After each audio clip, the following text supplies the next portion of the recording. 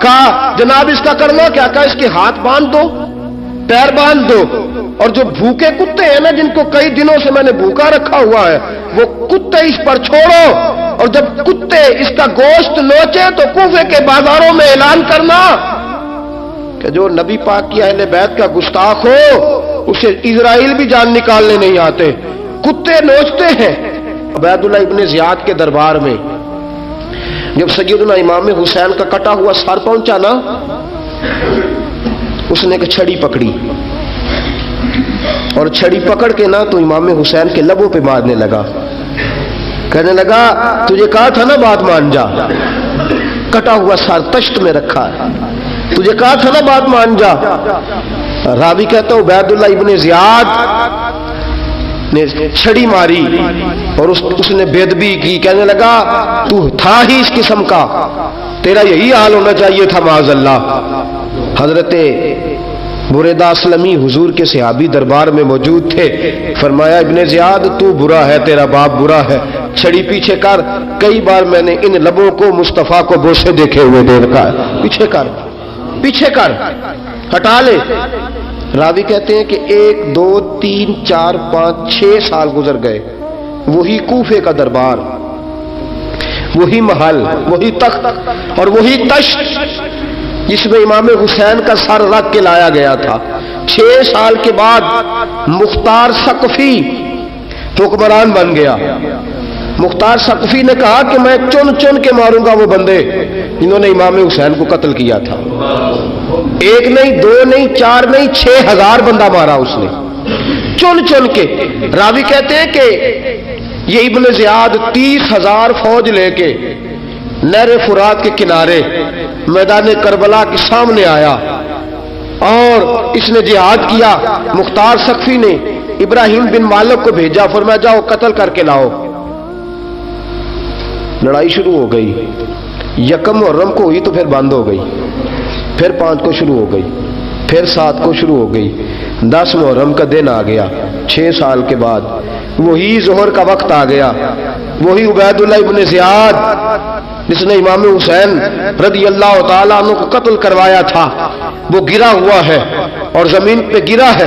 اس کی گردن پہ ابراہیم بن مالک نے پیر رکھا اور اس کی گردن کو کاٹ کے تشت میں رکھا، اور تشت میں رکھ کے جب اس نے کوفہ بھیجا، وہی تخت جس پہ عبید اللہ ابن زیاد نے بیٹھ کے امام حسین کے مبارک لبوں پہ چھڑی ماری تھی، اسی تشت پہ رکھ کے جب اسی عبید اللہ ابن زیاد کا سر سامنے رکھا تو کوفے کے اس دارالخلافہ کے ایک کونے سے ایک بابا بولا اور بول کے کہنے لگا لوگوں گواہ رہنا میرا رب بڑا عادل ہے، گواہ رہنا اللہ بڑا عادل ہے۔ چیختا ہے، کونے سے پکارتا، کہتا لوگوں عدل ہو گیا، انصاف ہو گیا، عدل ہو گیا، انصاف۔ دیکھو دیکھو، جب حسین کا سر آیا تھا ابن زیاد نے گستاخی کی تھی تو کونے سے آوازیں نکلنے لگی تھی کہ زیاد برا ہے حسین اچھا ہے۔ آج ابن زیاد کا سر آیا ہے، آواز پھر کونے سے نکلی ہے، لیکن آواز کیا گونج رہی ہے؟ آواز پھر وہی گونج رہی ہے، زیاد ابن زیاد برا تھا، حسین کو اللہ نے بڑی عزت عطا فرما رکھی۔ مکافات عمل، مکافات عمل، اللہ غافل نہیں ظالم جو کام کرتے، اللہ غافل نہیں۔ 6 سال کے بعد وہی دن، وہی وقت، وہی گھڑی، وہی لمحہ، وہی سارا نظام، وہی دربار۔ انسان ڈرتا نہیں، انسان باز آتا، عبرت پکڑتا۔ ابن زیاد اس وقت کہتا تھا کہ میں جاؤں حسین کے پاس، یہ میں جو ہوتی ہے یہ مروا دیتی ہے۔ شیطان نے کہا تھا انا خیر منہم، میں بہتر ہوں، بس ختم ہو گیا، ختم ہو گیا۔ ابن زیاد قتل ہوا، وہی تاریخ، وہی زمانہ، اللہ کریم نے اس کو ذلت کی موت دی، مرا، اور 30,000 فوج لے کے نکلا تھا، پھر بھی بچ سکا نہیں۔ یہ ابن زیاد کا حال ہوا۔ ابن سعد صحابی کا بیٹا تھا، نبی پاک علیہ السلام کے پیارے صحابی کا بیٹا تھا۔ جناب سعد بن نبی وقاص کی اولاد تھی، لیکن یاد رکھنا اگر ایک صحابی کا بیٹا یزید بن سکتا ہے تو دوسرے کا ابن سعد بھی بن سکتا ہے، اور صرف یوں ہی توجہ نہ کیا کرو، ابو جال کا بیٹا بھی تو صحابی رسول بن گیا تھا نا. یخرج الحی من المیت و یخرج المیت من الحی. رب فرماتے ہیں میں زندوں سے مردے اور مردوں سے زندے نکال دیا کرتا ہوں. میں کبھی کبھی کعبے کے اندر بت بھی رکھوا دیتا ہوں. گھر میرا اور میرے ہی شریک اس گھر کے اندر راج کرتے رہتے ہیں، میری بے نیازی ہے، کچھ کا کچھ کر دیتا ہوں. ابن سعد مختار حکمران بنا تو مختار ثقفی نے ابن سعد کے بیٹے حفص کو بلایا. اور مزے کی بات یہ ہے کہ مختار جو بعد میں حکمران بنا نا، بڑی یاری تھی اس کی ابن سعد کے ساتھ. جتنے قاتلان امام حسین تھے وہ کوفہ چھوڑ کے بھاگ گئے، دوڑ گئے. اور ایک بات یاد رکھنا، ظالم بزدل ہوتا ہے، ظالم بزدل ہوتا ہے، اس کے اندر وہ اطمینان نہیں ہوتا، تو ڈر لگتا. بھاگ گئے سارے کوفہ چھوڑ کے. لیکن ابن سعد نے کہا مختار میرا یار ہے، مجھے کچھ نہیں کہے گا. اس کے گھر والوں نے سمجھایا کہ تو دوڑ جا، تیرا تو ظلم بھی بہت زیادہ ہے، دوڑ جا تو. اس نے کہا نہیں میرا یار ہے، مجھے کچھ نہیں کہے گا. اس نے کہا تو نبی پاک کے نواسوں کا نہیں بنا تو تیرا یار تیرا بنے گا. تو رسول پاک علیہ السلام کے خاندان کا نہیں بنا، ان کا تو نے احترام نہیں کیا، یاری کا. اس نے کہا نہیں مجھے کچھ نہیں کہنے والا، تم چھوڑو اس بات کو. حفص کو پیغام بھیجا، بیٹا آیا. مختار نے کہا تیرا باپ کدھر ہے؟ اس نے کہا جی ابا جی اب باہر نہیں نکلتے، بس گھر کے کونے میں بیٹھ کے اللہ اللہ کرتے ہیں. اس نے کہا اچھا کیا کرتے ہیں؟ کہا جی گوشہ نشین ہو گئے. اس نے کہا اب تیرا باپ گوشہ نشین ہوا ہے؟ اب گوشہ نشین ہوا ہے. بھیڑیے سے لومڑی نے کہا کہ جاؤ شکار کر لو. تو بھیڑیا کہنے لگا، بوڑھا ہو گیا تھا نا، بھیڑیا کہنے لگا نہیں میں نیک ہو گیا ہوں، میں نے شکار کرنا چھوڑ دیا ہے، میں کسی جانور کو تنگ نہیں کرتا. تو لومڑی کہنے لگی نہیں بادشاہ سچی بات کر، اب تجھ سے دوڑا ہی نہیں جاتا، اب شکار پکڑا جاتا، اب تجھ سے دوڑا نہیں جاتا، پکڑا. اب تیرے اندر آج بھی طاقت آئے تو کم کرے نہ، تو اب بھی چھوڑنے والا، اب تجھ سے دوڑا نہیں جاتا. ملا رومی فرماتے ہیں بوڑھا ہو کے تو بھیڑیا بھی نیک ہو جاتا ہے. کہا کہ جاؤ تمہیں بلا رہا ہے. کہا نہیں جی میرے ابا جی نا آپ اندر رہ کے اللہ اللہ کرتے. اس نے کہا اسے اللہ اللہ یاد آئی ہے، اب اللہ اللہ یاد آئی ہے، کچھ گناہ ایسے ہیں جو رب معاف نہیں کرے گا. فرمایا وہ جتنی مرضی نمازیں پڑھے، جتنے مرضی روزے رکھے، جتنی مرضی نفل پڑھے، سارا کچھ کر لے، لیکن اللہ کبھی حسین کے گستاخ کو معاف نہیں کرے گا، کبھی نہیں معاف کرے گا. اس لیے کہ جو حسین کا بے ادب ہے وہ دراصل رسول پاک کا بے ادب ہے. اللہ اسے معاف کرے گا. ظالم میں اس نے ظلم کیا. ابھی 6 سال ہی تو گزرے تھے، 6 سال ہوئے صرف. ابن سعد بھیجا بیٹے کو، کہا جا اب اپنے باپ کو جا کے کہا تجھے مختار بلاتا ہے، بات سنے آ کے. ڈر گیا. میں نے کہا ظالم بزدل ہوتا ہے. کہنے لگا اس سے جا کے کہو میں نہیں آ سکتا، بیمار ہوں. اس نے کہا چلو وہ نہیں آ سکتا تو ہم تو جا سکتے ہیں نا، ہم تو جائیں گے نا. ابن سعد نے بھیجے 10-12 بندے، فرمایا جاؤ زندہ نہ لے کے آنا، میرے پاس زندہ نہ لے کے آنا. گئے بیٹے کو حفص کو گرفتار کر کے کھڑا کر دیا. اور جناب یہ جو ابن سعد تھا اس کو بھیجا، کہا جب تم اس تک پہنچو نا تو جا کے گردن مارنا اس کی، اور مجھے اس کی وجود نہیں دیکھنا، صرف کٹا ہوا سر دیکھنا ہے. گئے جا کے اس کو پکارا، کہا مختار نے بھیجا ہے مارنے کے لیے. کہنے لگے مختار مجھے نہیں مار سکتا، میرا یار ہے. ابن سعد کہتا ہے مختار مجھے مار سکتا، میرا یار ہے. ان فوجیوں میں سے ایک فوجی کہنے لگا اگر تو محمد کے نواسے کو مار سکتا ہے تو تجھے بھی تیرا یار مار سکتا ہے صلی اللہ علیہ.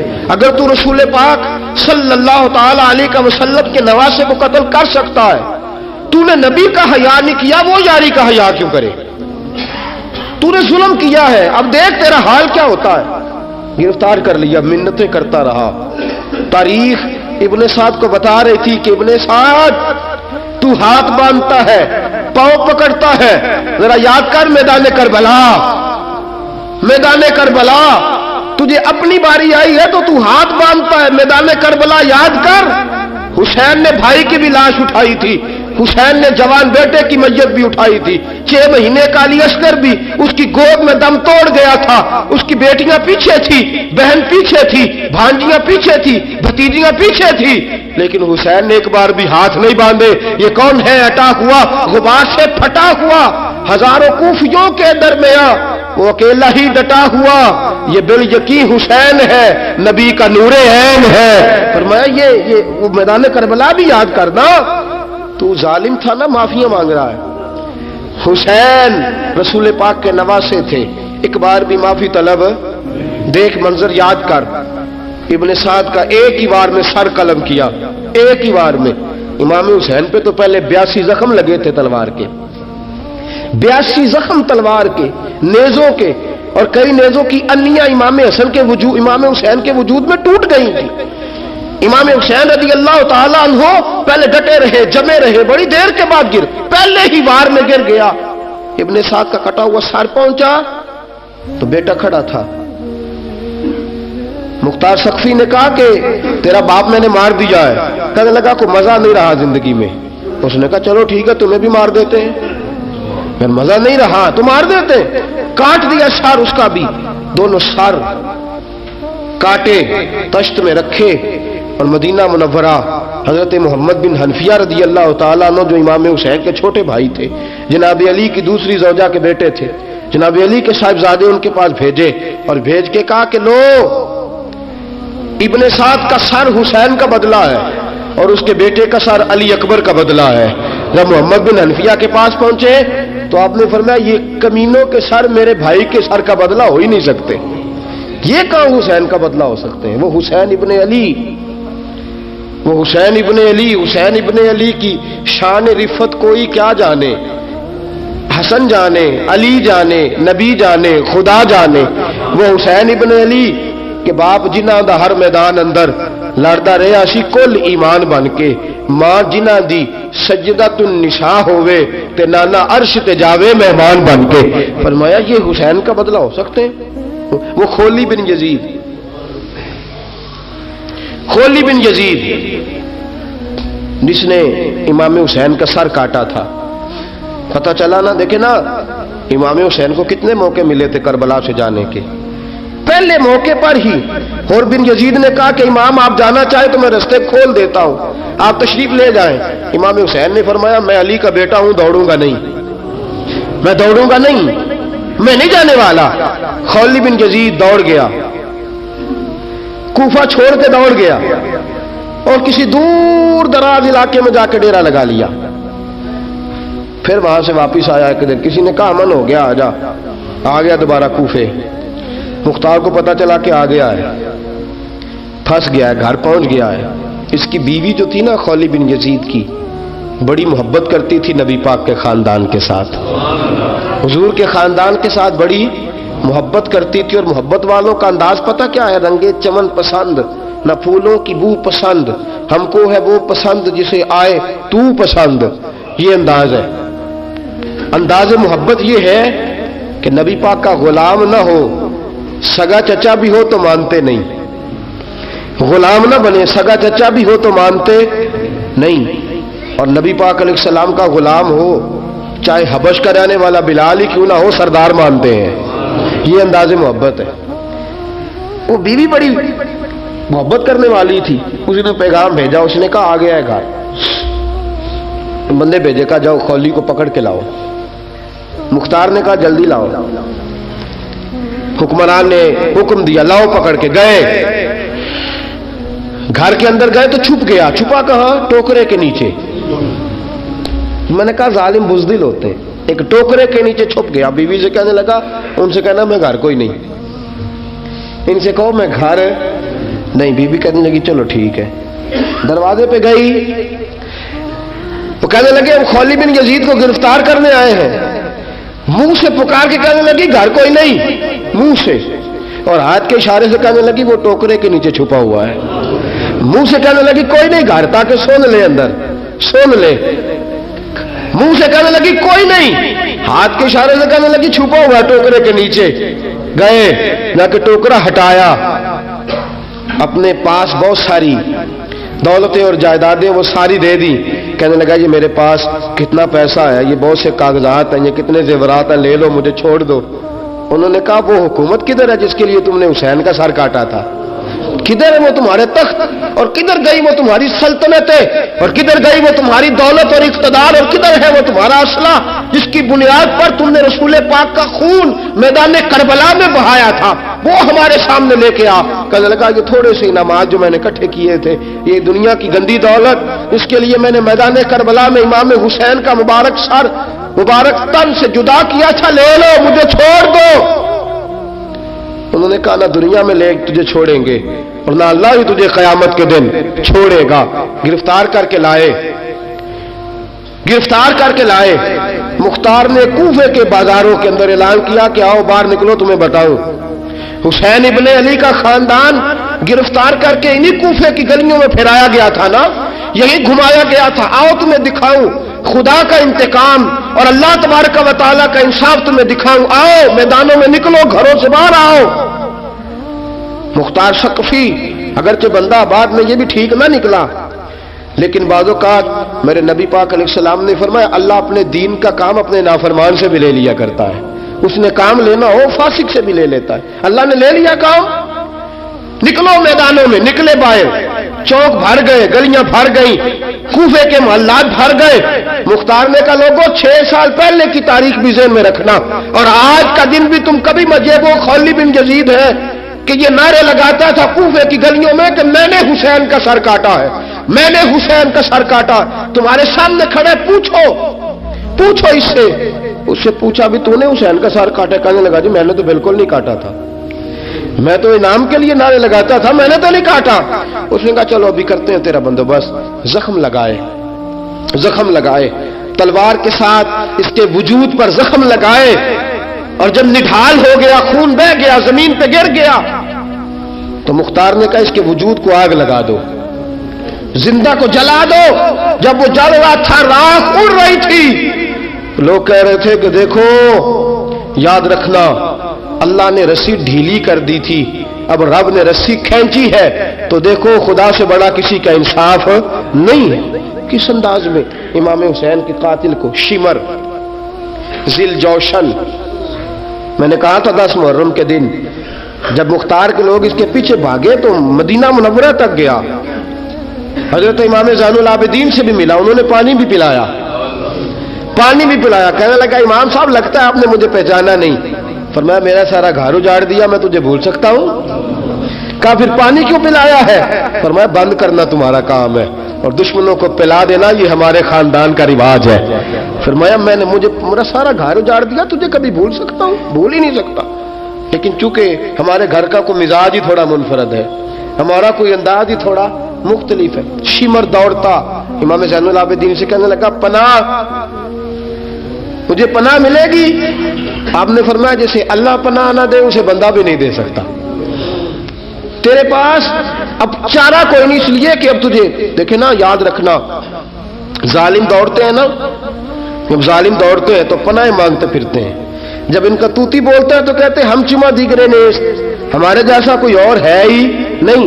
اور جب رسی کھینچتا ہے اللہ تو پھر بھاگے پھرتے ہیں گلیوں اور بازاروں میں، دوڑے پھرتے ہیں. اس لیے کہتے ہیں کہ ڈر کے رہنا چاہیے، ڈر کے. آج بھی ان کے ساری شمر کو کہا کہ تو اب تجھے کوئی پناہ دے نہیں سکتا، اس لیے کہ تو اللہ کی پکڑ میں آنے والا ہے. شمر دوڑتا دوڑتا ایک گاؤں میں جا کے چھپ گیا، وہاں کے لوگوں کو مارا پیٹا، کہا قبر کسی نے بتایا تو گردن اڑا دوں گا. رات کا سناٹا چھایا تو مختار ثقفی کا گروہ پہنچ گیا، شمر کو گرفتار کر کے لایا. مختار ثقفی نے کہا کہ اس کے نا ہاتھ اور پیر باندھو، یہ پانی بند کرتا تھا میرے امام کے بچوں پر، یہ پانی بند، اور نعرے لگاتا تھا، کھڑا ہو کے کہتا تھا کہ امام پانی جانوروں کو دوں گا، درندوں پرندوں چرندوں کو دوں گا، لیکن اگر علی اصغر مانگے گا تو پھر نہیں دوں گا، علی اکبر مانگے گا تو پھر نہیں دوں گا، عباس مانگیں گے تو پھر نہیں دوں گا، اگر زین العابدین مانگیں گے تو نہیں دوں گا. سکینہ شہر بانو اور زینب کو پانی نہیں ملے گا، باقی ساری کائنات پیے گی، آپ کو نہیں ملے گا. یہ وہی شمر تھا، گرفتار کر کے لایا، 3 دن تک پیاسا رکھا، اور زبان اتنی لمبی باہر نکل آئی، العطش العطش کی آوازیں بلند کرنے لگا۔ کہا جناب اس کا کرنا کیا؟ کہا اس کے ہاتھ باندھ دو، پیر باندھ دو، اور جو بھوکے کتے ہیں نا جن کو کئی دنوں سے میں نے بھوکا رکھا ہوا ہے، وہ کتے اس پر چھوڑو، اور جب کتے اس کا گوشت نوچے تو کوفے کے بازاروں میں اعلان کرنا کہ جو نبی پاک کی اہل بیت کا گستاخ ہو اسے اسرائیل بھی جان نکالنے نہیں آتے۔ کتے نوچتے ہیں، تڑپتا ہے لیکن جان نکلتی۔ کہا آؤ دیکھو آ کے یہ ہے میت کسی بے ادب کی، منہ دکھانے کے قابل نہیں ہے، ان کے دشمن پہ لعنت خدا کی، رحم پانے کے قابل نہیں ہے۔ فرمایا دیکھو جان بھی نہیں نکل رہی۔ فرمایا یہ وہ ہے جس کو 2 گز زمین بھی نہیں مل سکی، کتوں کے پیٹوں میں اسے جگہ ملی ہے۔ یہ وہ تھا تو جناب امام حسین رضی اللہ تعالیٰ عنہ کے خاندان پہ پانی بند کرنے والا تھا۔ میرے عزیزو دیکھو، رب فرماتا ہے کہ میں کبھی کسی ظالم سے غافل نہیں۔ یہ تو تھا نا تھوڑا سا ظالموں کا انجام جو میں نے آپ کے سامنے رکھا، تھوڑا سا ظالموں کا انجام جو میں نے آپ کے سامنے رکھا، پھر تاریخ نے پلٹا کھایا۔ میرے امام کا ایک ہی بیٹا حضرت امام زین العابدین، ان کے 6 بیٹے کتابوں میں آتے ہیں، کم اور زیادہ کی روایتیں بھی ملتی ہیں۔ امام زین العابدین، ایک لخت جگر اور ایک خاندان کی سپہ سالار بی بی، کون بھلا؟ حضرت سیدہ زینب رضی۔ یہ جناب زینب جب پیدا ہوئی تھی نا تو حضرت علی رضی اللہ تعالیٰ عنہ فرماتے ہیں کہ حضور سفر پہ گئے ہوئے تھے، تو مجھے سیدہ فاطمہ نے کہا کہ بچی کا نام رکھو، تو میں نے کہا کہ میں نے پہلے رکھے ہیں۔ کہا حضور تو سفر پہ ہیں، فرمایا آئیں گے تو نام رکھیں گے۔ جناب زینب رضی اللہ تعالیٰ اور حضرت امام زین العابدین کی مختلف روایتوں میں مختلف عمر آئی۔ یہ 2 خاندان کے بڑے بچے تھے، خاندان کے یہ 2 بڑے بچے تھے۔ میرے دوستو، یہ جو ایک اہم مسئلہ آپ کے گوش گزار کروں، پہلے یہ ہوتا تھا پہلے کہ خلافت روحانی بھی اور سیاسی بھی ایک ہوتی تھی۔ امام حسن تک ایک رہی، روحانی خلافت بھی اور سیاسی خلافت بھی ایک رہی۔ مسئلہ تھوڑا باریک ہے، تھوڑا سا آپ کو میرے بات غور سے سننی پڑے گی۔ پہلے خلافت ایک ہوتی تھی، روحانی بھی اور سیاسی بھی۔ حضرت ابو بکر صدیق رضی اللہ تعالیٰ عنہ سیاسی کام بھی کرتے تھے مسجد نبی کے منبر پر بیٹھ کر، اور ساتھ ساتھ لوگوں کو روحانیت کی طرف بھی توجہ دلاتے تھے، اللہ اللہ بھی سکھاتے تھے، لوگوں کو نماز بھی پڑھاتے تھے، جمعہ بھی پڑھاتے تھے، سارا کچھ ہوتا تھا۔ جناب امام حسن تک یہ کام رہا، حضرت عمر فاروق، حضرت عثمان غنی، جناب علی مرتضیٰ اور امام حسن تک یہ سلسلہ رہا۔ پھر خلافت 2 حصوں میں بٹ گئی، ایک ہو گیا سیاسی خلیفہ جو حکومت چلائے، اور ایک ہو گیا روحانی خلیفہ جو لوگوں کو اللہ اللہ بتائے۔ وہ جو خلافت تھی نا روحانی، وہ آج تک آ رہی ہے، صوفیاء کے ذریعے، علماء کے ذریعے، نیک اور پارسال لوگوں کے ذریعے وہ اللہ اللہ بتاتے ہیں، وہ اللہ اللہ بتاتے ہیں، پھر اپنا خلیفہ بناتے ہیں، پھر وہ اللہ اللہ بتاتا۔ یہ وہ ہے خلاف۔ حضرت امام زین العابدین رضی اللہ تعالیٰ عنہ کو بادشاہ وقت نے بلایا نا اپنے پاس، تو امام زین العابدین نے فرمایا میں نہیں جاؤں گا، میں جاؤں گا۔ عبد المالک بن مروان نے بلایا اور امام زین العابدین کو کہا کہ آپ کو ضرور آنا پڑے گا۔ آپ نے فرمایا اس کی وجہ؟ اس نے کہا وجہ یہ ہے کہ آپ کی طرف لوگوں کا رجوع بہت ہے، لوگوں کی توجہ بہت ہے، دل کھینچے چلے جاتے ہیں۔ امام زین العابدین نے فرمایا سارا زمانہ بھی میری طرف آئے، پھر میں بادشاہ کے دربار میں، بادشاہ بزرگوں کے پاس آئے تو ان کی عزت بڑھتی ہے، اور اگر نیک لوگ بادشاہوں کے دروازوں پہ جائیں تو ان کی عزت گھٹتی ہے۔ فرمایا میں نہیں جاؤں گا۔ اس نے کہا کہ امام مجھے سمجھ کوئی نہیں آتی۔ امام زین العابدین سے کہنے لگے مجھے سمجھ کوئی نہیں آتی کہ بادشاہ میں ہوں لیکن راشا آپ کے پاس ہوتا ہے۔ عجیب تماشا ہے کہ لوگوں کی تلواریں میرے ساتھ رہتی ہیں، دل آپ کے ساتھ دھڑکتے ہیں۔ میں دیکھتا ہوں کہ مدینے کے بعد ایک کٹیا میں آپ رہتے ہیں، کٹیا میں، لیکن میں دیکھتا ہوں کہ سورج بھی چڑھتا ہے تو آپ کو سلامی دے کے چڑھتا ہے، اور چاند بھی نکلتا ہے تو حسین کے بیٹے کے قدم چوم کے نکلتا ہے۔ امام زین العابدین رضی مدینے سے باہر چلے گئے، ڈیرا لگا لیا، عمر بھر اسی جگہ، نام تو علی اوس تھا نا آپ کا، لیکن زین العابدین عبادت کرنے والوں کی زینت۔ میرے امام نے خلیفہ عبد المالک بن مروان سے کہا تو باز آ جا، میں حسین کا بیٹا ہوں، مجھے لوگوں کو اللہ اللہ سکھانے دے۔ اب میں تخت خلافت پہ بیٹھ کر نہیں، میں چٹائی پہ بیٹھ کے دین پڑھاؤں گا، اب میں فرش زمین پہ بیٹھ کے لوگوں کو اللہ اللہ سکھاؤں گا۔ امام زین العابدین کو خلیفہ عبد المالک بن مروان ہوا پتہ کیا تھا؟ تھوڑی سی تاریخ بتا دوں۔ یزید کے مرنے کے بعد اس کا بیٹا آیا، وہ 40 دن تک رہا، میں نے 10 محرم کو بتایا تھا، اس نے کہا میں اپنے باپ کو بھی اس قابل نہیں سمجھتا تھا، چھوڑ کے چلا گیا۔ اس کے بعد حضرت عبداللہ ابن زبیر رضی اللہ تعالیٰ عنہ جو تھے، وہ کیونکہ مکہ اور مدینہ اور حجاز کے لوگوں نے انہیں اپنا امیر بنا لیا تھا، جب یزید کے بیٹے نے خلافت چھوڑی تو وہ پورے ملک کے ایک جو ہے وہ امیر بن گئے۔ ان کے درمیان ہی مروان نے سازش کی، مصر اور شام پہ اس نے اپنا تسلط جما لیا۔ مروان مرتے وقت اپنے بیٹے عبد المالک بن مروان کو بنا گیا امیر۔ عبد المالک بن مروان بڑا ظالم، بڑا خونخوار، بڑا بد تہذیب آدمی تھا۔ امام زین العابدین سے کہنے لگا کہ آپ کو آنا پڑے گا، آپ نے فرمایا میں کوئی نہیں آؤں گا۔ اس نے امام زین العابدین کو گرفتار کرایا۔ بہت سارے بزرگوں نے لکھا ہے، بالخصوص امام کشیری نے رسالہ میں لکھا، گرفتار کرایا، ہاتھوں میں بیڑیاں، پیروں میں بیڑیاں۔ امام زین العابدین جس طرح نکلے تھے نا کربلا سے اور دمشق آئے تھے گرفتاری کے عالم میں، اور پھر دمشق سے مدینے آئے تھے، اسی عالم میں پھر گرفتار کرایا۔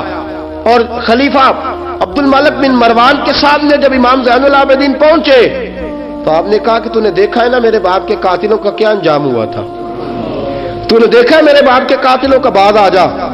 اس نے کہا کہ یزید کے پاس طاقت تھی، اس نے آپ کو گرفتار کرا لیا تھا، اب میرے پاس طاقت ہے، میں نے بھی گرفتار کرا لیا ہے۔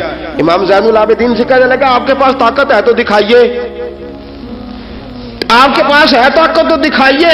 امام زین العابدین رضی اللہ تعالیٰ عنہ نے فرمایا تجھے کہا چیلنج نہ کر، میں درویش ہو گیا ہوں، ایک طرف لگ گیا ہوں، ایک کونے میں جا کے بیٹھ گیا ہوں، مدینے سے باہر جا کے میں نے ڈیرا لگایا، بس مجھے اب چھیڑ مت، مجھے اپنا کام کرنے دے، مجھے لوگوں کو دین سکھانے دے، اللہ اللہ بتانے دے، تو جان، تیری حکومت جانے، تیری سلطنت جانے، میں تیرے کام میں دخل نہیں دیتا، تو میرے کام میں دخل نہ دے، مجھے اللہ اللہ کرنے دے، اللہ اللہ کرانے دے۔ کہنے لگا میرے پاس طاقت ہے، میں نے گرفتار کر لیا ہے۔ امام زین العابدین رضی اللہ تعالیٰ عنہ کے ہاتھ اور پاؤں میں بیڑیاں تھی، امام زین العابدین کی زبان سے نکلا اللہ اللہ اللہ۔ تیسری دفعہ جب آپ کی زبان سے اللہ نکلا ساری بیڑیاں ٹوٹ کے زمین پہ گر گئیں۔ امام زین العابدین کے لیے اٹھنے لگا، فرمایا بیٹھ جا زمین پہ۔ خلیفہ زمین پہ بیٹھا، امام زین العابدین رضی اللہ تعالیٰ عنہ نکلے۔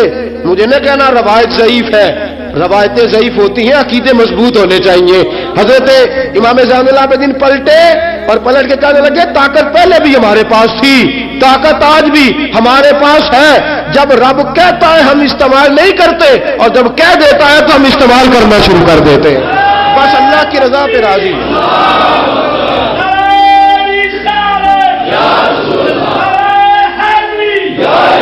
جب اللہ کہتا ہے تو استعمال کرتے ہیں۔ امام زین العابدین خلیفۃ المسلمین امیر المومنین امام حسن کے بھتیجے جناب علی کے پاس 3 سال رہے تھے، وہ تو کٹ گئے سارے، لیکن میرے امام زین العابدین اگرچہ حکومت نہیں لی لیکن دلوں پہ حکومت کرتے رہے، دلوں پہ۔ یہی خلیفہ عبد الملک بن مروان، دیکھو کہتے ہیں جادو ہو جو سر چڑھ کے بولے، اور حقیقت چھپ نہیں سکتی بناوٹ کے اصولوں سے، اور خوشبو آ نہیں سکتی کبھی کاغذ کے پھولوں سے۔ پتہ ہوتا ہے ہمیں سچ کیا ہے جھوٹ کیا ہے۔ طواف کعبہ ہو رہا ہے، طواف کعبہ، ایک عورت بہت بڑی، اس نے کعبے میں بھی آ کے ظلم کرنے شروع کر دیے، لوگوں کو تنگ کرنا شروع کر دیا۔ ایک بات یاد رکھنا، میں گیا ہوں عمرے پہ، مجھے اللہ نے توفیق دی ہے، لوگ وہاں جا کے بھی باز نہیں آتے، دھکے مارتے ہیں، بڑا کچھ کرتے ہیں، وہ اللہ کا گھر ہے، اگر فضل زیادہ ہے تو وہاں غضب بھی بڑی جلدی ہو جاتا ہے۔ وہ بی بی باز نہیں کہتی تھی میں بہت بڑے امیر کی بیوی ہوں، خبردار کوئی قریب آیا تو حجر اسود کے قریب گئی تو حجر اسود نے پکڑ لیا، دبوچ لیا، پکڑ لیا، چھوڑتا ہی کوئی نہیں، چمٹ گئی ساتھ، بلاؤ لوگوں کو، بڑا کچھ کیا، لیکن حجر اسود چھوڑتا۔ اللہ آپ کو حج کی توفیق دے، آمین تو کہہ دے، اللہ آپ کو عمرے پہ لے جائے۔ یہ حجر اسود پتہ بندے جا کے بہادری دکھاتے ہیں، میں جب پڑا سٹے 5-7 بندے، میں پھر چمدا رہا بڑا چیر، ایک وہ عقل مندی کی تھی ہے، ایک عقل مندی والی بات ہے۔ وہاں جا کے ہمارے بزرگ تو کہتے ہیں وہاں جا کے جانوروں کا بھی ادب کرو، وہ خدا رسول کے مہمان میں دھکے دیتے رہے ہو، کوئی عقل مندی ہے یہ؟ کوئی بہادری نہیں۔ اگر سوڈان والے کرتے ہیں، ایران والے کرتے ہیں تو وہ جانے، ان کا رب جانے، ان کے عمل جانے۔ ہم تو وہاں جا کے جانوروں کا بھی ادب کریں گے، ادب کریں گے، احترام۔ نہیں موقع ملتا تو نہ ملے۔ میرے حبیب نے فرمایا دور سے ہاتھ لہرا کے چوم لو، حجر اسود قیامت والے دن تمہارے ایمان کی گواہی دے دے گا، تمہارے ایماندار ہونے کی گواہی دے گا۔ بی بی چمٹ گئی ساتھ۔ خلیفہ عبد المالک بن مروان سے کہا کہ وہ بہت بڑے رئیس کی بیوی، اب چھڑا اب ساری زندگی تخت پہ بیٹھ کے امام زین العابدین کی مخالفت تو کرتا رہا ہے، اب چھڑا۔ نیچے اتر آیا، وہ بی بی کے خاوند کو کہنے لگا زین العابدین کے پاس چلے جاؤ، اگر حل ہے تو اس کے پاس ہے، اگر کوئی علاج ہے تو اس کے پاس ہے، اس کے پاس جاؤ، میں چھڑا سکتا؟ ادھر جاؤ، ادھر وہ ہے دروازہ، وہ ہے جناب علی کا پوتا، وہ ہے امام حسین کا جانشین، وہ بیٹھا ہے۔ زین العابدین تیرا تو سارا گھر کربلا میں کٹ گیا تھا، تیرے پاس تو رہنے کو مکان تک نہیں بچا تھا، خون کی ندیاں بہ گئی تھی، اور یہ کیا معاملہ ہے؟ امام زین العابدین کی سیرت اور صورت لوگوں کو بتاتی ہے کہ اب بھی اگر محبتوں کی وجہ سے دل جھکیں گے تو ہمارے خاندان کی طرف ہی جھکیں گے۔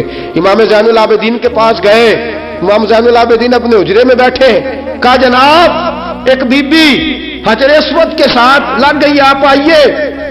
امام زین العابدین رضی اللہ تعالیٰ عنہ نے فرمایا میں نے سنا ہے رئیس کی بیوی ہے، لوگوں کو تنگ کرتی ہے، چھڑا لے گا؟ انہوں نے کہا حضرت جی وہ بھی آیا ہوا ہے، وہ کہتا ہے اگر چھڑا سکتا ہوتا تو پہلے بھی چھڑا لیتا، مہربانی کرے۔ امام زین العابدین اٹھے، ان کے ساتھ گئے، اس بی بی سے جا کے کہنے لگے تو توبہ کرتی ہے؟